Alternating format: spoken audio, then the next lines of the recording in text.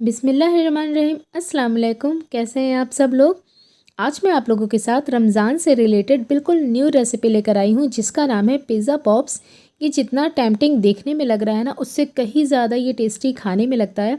बिल्कुल new recipe है, हर कोई खाएगा ना तो आपकी तारीफ़ करते नहीं थकेगा। तो रमज़ान में इस रेसिपी को ज़रूर ट्राई करें, ये बहुत ही मज़े का बनता है। तो चलिए वीडियो स्टार्ट करते हैं। तो सबसे पहले हम पैन में डालेंगे तेल 2 बड़े चम्मच। इसके बाद इसमें डाल देंगे अदरक और लहसुन का पेस्ट। 1 चम्मच अदरक लहसुन का पेस्ट डाल के हम इसे 1 से 2 मिनट के लिए भून लेंगे लो फ्लेम पर। मेरा ये जो अदरक लहसुन का पेस्ट है ये होममेड है। इसे आप बनाकर महीनों क्या 1 साल तक के लिए स्टोर कर सकते हैं, बिल्कुल भी ख़राब नहीं होता है। तो अगर आपको ये रेसिपी चाहिए तो मैंने शॉर्ट्स में डाली हुई है, आप मेरे चैनल पर जाकर चेक कर सकते हैं। और आपको सारे इंग्रेडिएंट्स के जो लिस्ट है ना वो नीचे डिस्क्रिप्शन बॉक्स में मिल जाएंगे, तो आप वहाँ जाकर ज़रूर चेक कर लीजिएगा। इसके बाद हम इसमें 2 से 3 हरी मिर्च काट के ऐड कर देंगे। आप चाहे तो कम ज़्यादा कर सकते हैं, आपको जितना भी तीखा पसंद हो।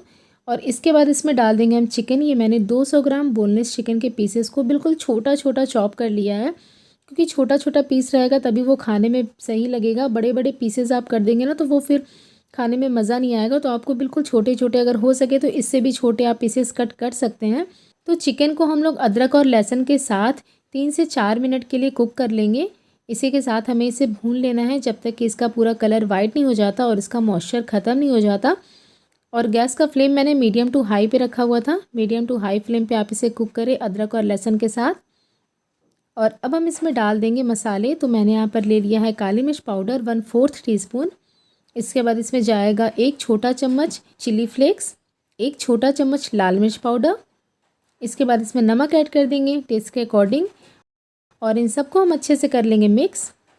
मसालों के साथ भी हमें चिकन को 2 से 3 मिनट के लिए भून लेना है। गैस का जो फ्लेम है वो हम इस टाइम पे मीडियम पे रखेंगे। मीडियम फ्लेम पर हम इसे बीच बीच में चलाते हुए भून लेंगे अच्छे से मसालों के साथ। बहुत ही ज़्यादा मज़े की ये रेसिपी बनती है, बिल्कुल न्यू रेसिपी है, आप एक बार ज़रूर ट्राई करिएगा। सब बहुत शौक से खाएंगे, फिर वो चाहे बच्चे हों चाहे बड़े हों। इसके साथ ही हम इसमें 1 टीस्पून लेमन जूस भी ऐड कर देंगे। लेमन जूस नहीं है तो आप इसकी जगह वाइट विनेगर भी ऐड कर सकते हैं, सिरका। और ये मुझे पहले ही ऐड करना था, मैं भूल गई थी ऐड करना, तो मैंने अभी कर दिया। पहले भी कर सकते हैं चिकन के बाद, चिकन ऐड करने के बाद। तो ये देखिए मैंने इसे 2 मिनट के लिए पका लिया। अब इसे थोड़ा सा कलरफुल और क्रंच देने के लिए हम इसमें डाल देंगे सब्जियाँ। जैसे कि हम पिज़्ज़ा बनाते हैं तो उसमें भी हम सब्जियाँ ऐड करते हैं ना, तो बिल्कुल यहाँ भी करना है। तो कलरफुल दिखाने के लिए मैंने यहाँ पर तीनों कलर के कैप्सिकम ले लिए हैं, मेरे पास पड़े हुए थे। और साथ ही में मैंने प्याज भी ले लिया है। अगर आपके पास ये 3 कलर के कैप्सिकम नहीं है तो कोई बात नहीं, आप सिंपली प्याज, टमाटर और शिमला मिर्च को काट के डाल दें। टमाटर का बस आपको बीज निकाल देना है, बीज निकाल कर ही उसे चॉप करके डालिएगा। बीज आते हैं तो फिर वो अच्छे नहीं लगते। इसके बाद मैंने इसमें 1 टीएसपी ऑरिगेनो या फिर पिज़्ज़ा सीजनिंग डाल दिया है। और 2 चम्मच मैंने डाल दिया है पिज़्ज़ा पास्ता सॉस रेडीमेड, किसी भी ब्रांड का आप ले सकते हैं। और इसे अच्छे से मिक्स करेंगे। मिक्स करने के बाद हम इसे 1 मिनट के लिए कुक कर लेंगे। सब्जियां पूरी नहीं पकानी है, उनका जो क्रंच है वो भी बना रहना चाहिए। तो बस 1 मिनट के लिए आप इसे मीडियम टू हाई फ्लेम पे सौते कर लें। इस टाइम पर आप इसे टेस्ट करके देख सकते हैं, ये बहुत ही ज़्यादा मज़े का लगता है, मैं आपको बता नहीं सकती। जब आप इसे ट्राई करेंगे ना तो आपको खुद ही पता चल जाएगा, आप हमेशा इसे बनाना चाहेंगे, इतनी ये टेम्पटिंग रेसिपी है। इसे रख देंगे हम ठंडा होने के लिए। और यहाँ पर मैंने ब्रेड स्लाइस ले लिए हैं। इतने में टोटल, इतने स्टफिंग में टोटल 9 पिज़्ज़ा पॉप्स बने थे मेरे। तो ये देखिए मैंने एक ग्लास ले लिया है, आप कोई कटोरी भी यूज़ कर सकते हैं। उसी साइज़ का हमें सारा यहाँ पे सर्कल कट कर लेना है। तो इस तरह से ग्लास को रख के हम इसका सर्कल कट कर लेंगे। एजेस को हमें हटा देना है इसमें से। ये देखिए इस तरीके से सारे जो सर्कल हैं हम इसी तरीके से कट कर लेंगे। और ये जो हमारा एजेस बचेगा ना, इसे हमें फेंकना नहीं है। इस सारे एजेस को कलेक्ट करके हम लास्ट में इसका ब्रेड क्रम्स बना लेंगे मिक्सर में चर्न करके, जो हमें बाद में कोटिंग में हेल्प होगी। तो उसको भी हमें फेंकना नहीं है, वो भी हम यूज़ करेंगे बाद में। इसी तरह से सारे राउंडल्स हम कट कर लेंगे। ये देखिए इस तरह से एक साइज़ के सारे हम कट कर लेंगे। और यहाँ पर मैंने 2 टेबलस्पून मैदे में थोड़ा सा पानी ऐड करके उसका एक लेई बना लिया है, जिससे हम इसे चिपकाएंगे बाद में, इसे स्टिक करने में हेल्प करेगा।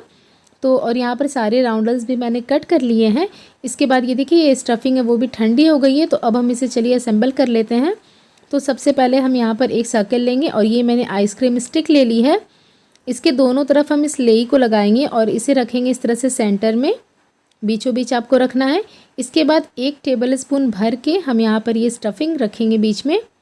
ये देखिए 1 टेबल स्पून जो है वो बिल्कुल परफेक्ट होती है। कॉर्नर्स पे थोड़ा जगह छोड़कर आपको इसे बीच में रखना है क्योंकि हमें इसे स्टिक भी करना है बाद में। इसके बाद मैंने यहाँ पर चीज़ स्लाइस को 4 पीसेस में कट कर लिया है, तो 1 पीस हम यहाँ पर रख देंगे। इसके बाद सारे किनारे पर हम इस तरह से लेई को लगा देंगे जो हमने मैदे और पानी से बनाया है। चीज़ स्लाइस की जगह आप चीज़ क्यूब भी ऐड कर सकते हैं, ग्रेट करके अच्छे से आप लगा दें इसे। और इसी तरह से इस पर भी हम लगा देंगे, किनारे किनारे पर आपको लगा देना है और किनारे तक आपको स्टफिंग बिल्कुल भी नहीं भरना है, वरना फिर वो अच्छे से पैक नहीं होगा और फ्राई करते टाइम खुल जाएगा। तो इस तरह से आप इसे अच्छे से लेई लगा दें और दोनों को हम रख के एक के ऊपर एक चिपका देंगे इस तरह से। ये देखिए इसे रख के आप हल्के हाथों से बिल्कुल प्रेस करें,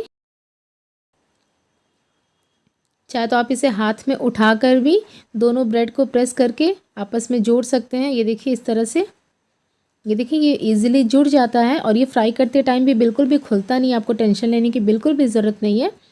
इसी तरह से हम सारे बना के रेडी कर लेंगे और अब इसे कोट करने के लिए हम इसकी एक कोटिंग रेडी करेंगे। इसके लिए मैंने यहाँ पर एक अंडा ले लिया है, इसे हम फोड़ कर इसमें डाल देंगे।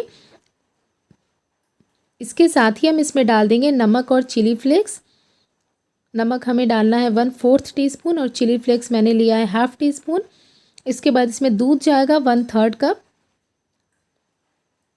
अच्छे से इसे हम मिला लेंगे, फोक की हेल्प से आप इसे अच्छे से मिक्स कर लें।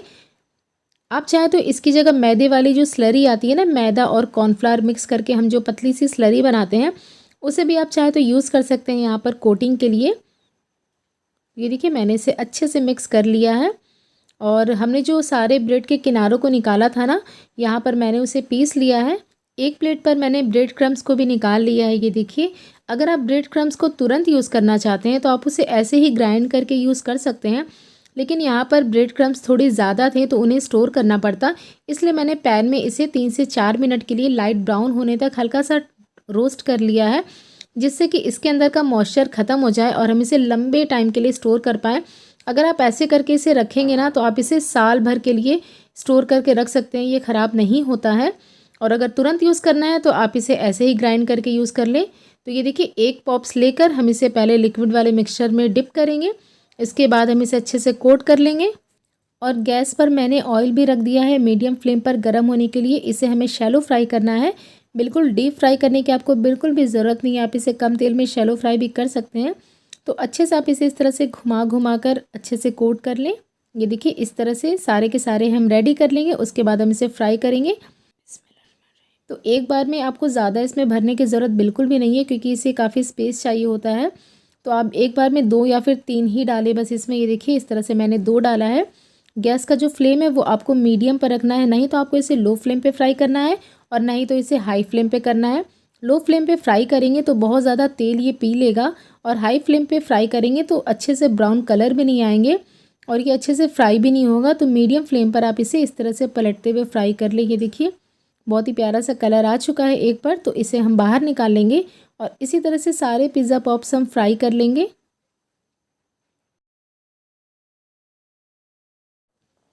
तो हमारे सारे पिज़्ज़ा पॉप्स बनके रेडी हो गए हैं। बहुत ही ज़्यादा मज़े की रेसिपी है, बिल्कुल न्यू यूनिक सी रेसिपी है। बच्चे भी इसे देख के खुश हो जाएंगे और बड़े भी बहुत शौक से खाने वाले हैं इस रमज़ान में। तो आप इसे ज़रूर ट्राई करिएगा और मेरे इस नए चैनल को अपना ढेर सारा प्यार और सपोर्ट दीजिएगा, मेरे चैनल को लाइक शेयर सब्सक्राइब करके। तो मिलते हैं एक नई रेसिपी के साथ, तब तक के लिए अल्लाह हाफिज़।